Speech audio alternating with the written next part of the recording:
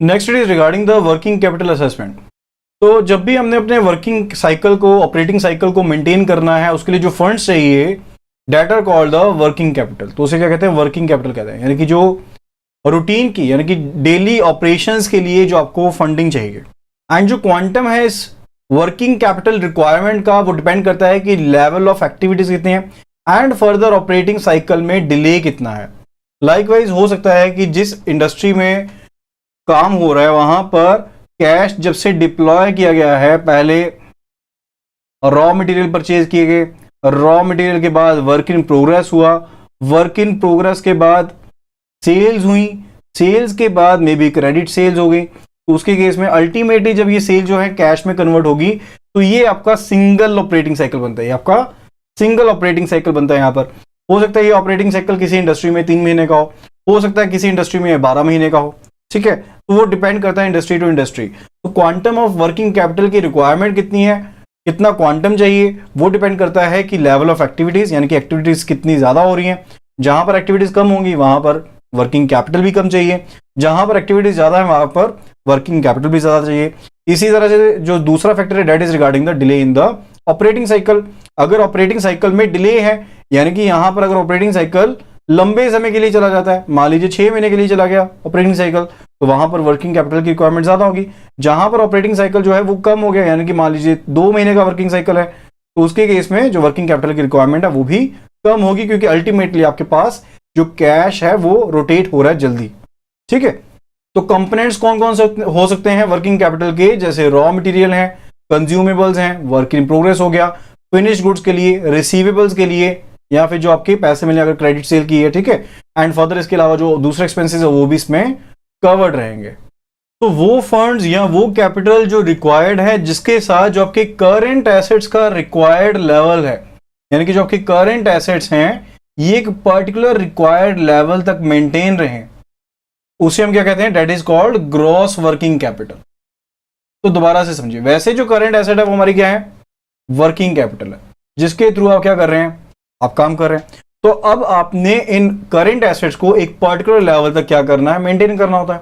ठीक है, ताकि जो आपकी डिफरेंट रेशियोज है वो मेंटेन रहे। तो इन करंट एसेट्स को मेंटेन करने के लिए एक पर्टिकुलर लेवल के ऊपर आपको जितने करंट, यहां पर आपको जितने कैपिटल की रिक्वायरमेंट है, that is called gross working capital. उसी को हम क्या कहते हैं? That is called gross working capital.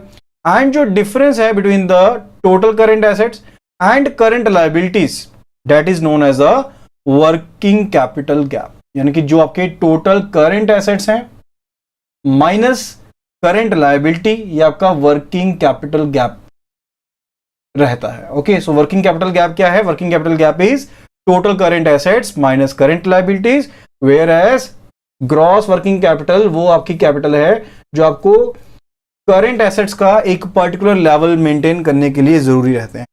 तो वर्किंग कैपिटल में पैसे आते कहां से? वर्किंग कैपिटल में कुछ एक तो जो देखिए आपका जो फंडिंग है, जो कैपिटल है अवेलेबल रहती है वो आपके खुद के फंड से, यानी कि जो इक्विटी है, अपने खुद के डिपॉजिट है, या फिर जो बैंक बोरोइंग है, सन्ड्री क्रेडिटर हैं, या फिर कोई शॉर्ट टर्म फाइनेंस ले रखा है। तो पार्शली जो वर्किंग कैपिटल है वो इन सोर्सेज से आते हैं। इसके अलावा जो हर एक यूनिट है उसको एक अमाउंट ऑफ कैपिटल रिक्वायर्ड होता है कि वो मेंटेन करे, ताकि जो उसमें उसके करंट एसेट्स हैं, फिक्स्ड एसेट्स हैं, उनमें वो मेंटेन रहते हैं।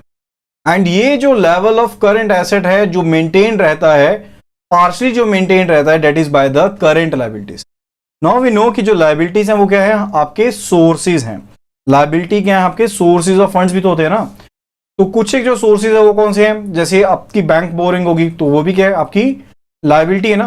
तो अगर सीसी लिमिट है एक फर्म की, ठीक है, तो है तो ये करंट लायबिलिटी फर्म की, ये क्या है? करंट लायबिलिटी है फर्म की। लेकिन ये जो भी करंट नीड्स हैं, करंट एसेट्स का क्राइटेरिया तो फुलफिल करिए ना। यानी कि जो नीड्स होंगी आपकी उनको तो ये मेंटेन करके रखेगी। इसके थ्रू आप अपने करंट एसेट्स को मेंटेन करके रख सकते हैं। लाइकवाइज अगर स्टॉक मेंटेन करना है तो इसके थ्रू, सीसी के थ्रू स्टॉक मेंटेन किया जा सकता है। ओके, तो इस तरह से ये क्या है? इंटरलिंक्ड है। एंड फर्दर ये भी हो सकता है कि लॉन्ग टर्म सोर्सेज का आप इस्तेमाल करें। ये भी हो सकता है कि जो लॉन्ग टर्म सोर्सेज हैं उनका इस्तेमाल किया जाए करंट एसेट्स के लेवल को मेंटेन करने के लिए।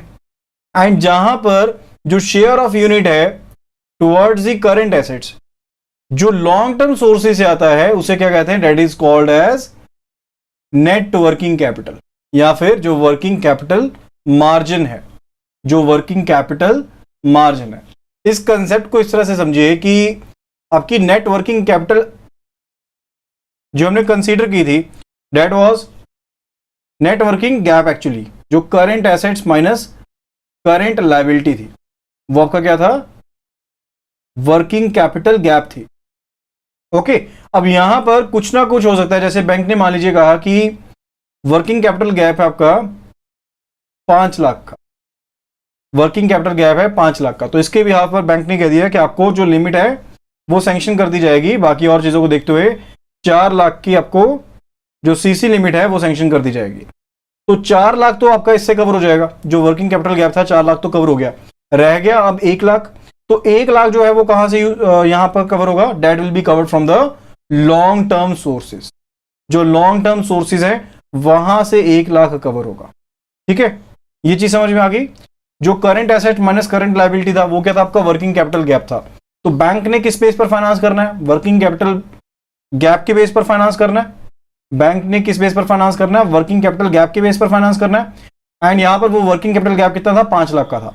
तो बैंक ने बाकी चीजों को देखते हुए, स्टॉक लेवल को देखते हुए आपका जो सीसी लिमिट यहां पर तय कर दी, डेट वाज 4 लाख रुपीज, वो 4 लाख रुपए बना दी।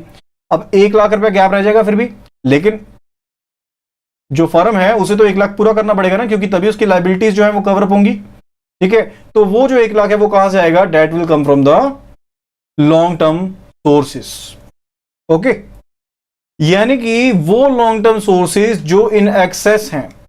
तो एक आपके रहते हैं शॉर्ट टर्म सोर्सेज, एक आपके रहते हैं शॉर्ट टर्म यूजेस। ठीक है, तो शॉर्ट टर्म सोर्सेज जो हैं तो आपके शॉर्ट टर्म यूजेस को पूरा कर सकते हैं। इसी तरह से आपके पास क्या है, लॉन्ग टर्म सोर्सेज हैं एंड लॉन्ग टर्म यूजेस हैं। तो जहां पर आपके जो लॉन्ग टर्म सोर्सेज हैं, दोज आर एक्सीडिंग, वो आपके ज्यादा हैं किससे, लॉन्ग टर्म यूजेस से। तो जितना अमाउंट ये ज्यादा है उतना अमाउंट आप यूज कर सकते हैं आपके शॉर्ट टर्म यूजेस में। तो ये जो वर्किंग कैपिटल मार्जिन है या फिर जो नेट वर्किंग कैपिटल है, इसको हम किस तरह से टर्म कर सकते हैं, excess of long term funds over the long term uses. Excess of long term funds over the long term uses. And ये किस तरह से डिराइव कर सकते हैं हम, टोटल करंट एसेट्स एंड जो टोटल करंट लायबिलिटीज हैं उनका जो डिफरेंस रहेगा उसको फाइंड आउट करते हुए, इस डिफरेंस को फाइंड आउट करते हुए आपको यह पता लग जाएगा कि कितना अमाउंट आपको लॉन्ग टर्म फंड्स जो आपका एक्सेस है वहां से चाहिए उस गैप को फुलफिल करने के लिए।